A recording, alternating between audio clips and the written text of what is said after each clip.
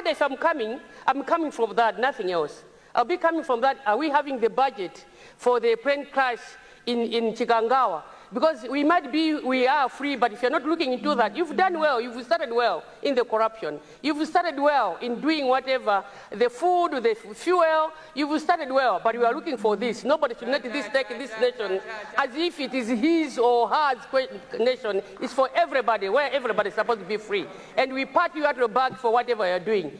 Shame if you are one of them. Even if people were just shouting on the meeting to say, hey, and we hear today that these are the very same people who were buying fertilizer without even looking into the purpose of buying the fertilizer. And some of them, they are lotting there, yet people were suffering, failing to access some of these NIF items, which they said, we are going to give you money, and you're going to give you maize, you're going to give you fertilizer, and when you do that, you're going to give us money. At the end of the day, we found that in the warehouses, a lot of that, and as Public Accounts Committee member, we'll be looking into that to see who is this one. Because people are pompously announcing as if NIF of their salary, as if NIF was their food, as if NIF was their child, whereby people are not even free to have that money.